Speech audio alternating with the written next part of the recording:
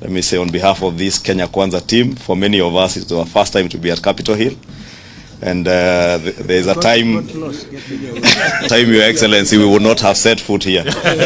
So we are indeed grateful that we are now here as part of the Kenya Kwanza team that are happy to have been welcomed here by yourself and your great team here.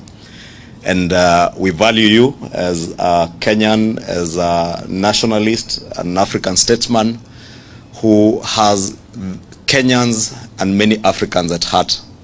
And Your Excellency, we have said elsewhere that almost 90% of the issues that you did task us to address in the National Dialogue Committee, and the few issues that we could not agree on, Your Excellency, as you will read in the report, there are issues that we referred to yourself and to His Excellency the President. But by and large, Your Excellency, as you have just told us there, the most important thing for this team and for our nation is not to forget what led us to the National Dialogue Committee, that there are indeed lives that were lost of Kenyans, there is property that was destroyed, and our economy taken aback for a moment.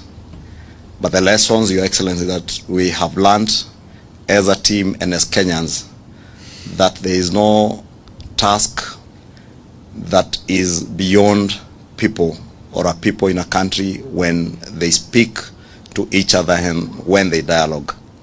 We began as two teams that had their views on almost each of the issues that were before us. But we were able, through dialogue, to build consensus and agree.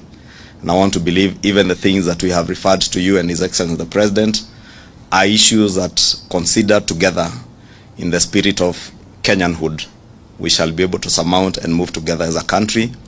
We have learned our lessons, and Your Excellency, as you have rightly told us, the best gift that we can gift to those families who lost their loved ones, those who lost property, is to ensure that never again in this country shall violence become part of our political discourse, and that we shall always endeavor as a nation to speak with each other and resolve our issues amicably.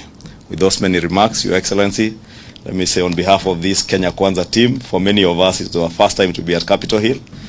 And there's a time, Your Excellency, we would not have set foot here. So we are indeed grateful that we are now here as part of the Kenya Kwanza team that are happy to have been welcomed here by yourself and your great team here. And we value you as a Kenyan, as a nationalist, an African statesman who has Kenyans and many Africans at heart. And Your Excellency, we have said elsewhere that even as you endeavor to take over the AU chairmanship, AU Commission chairmanship from the Honorable Musa, we support you as Kenyans.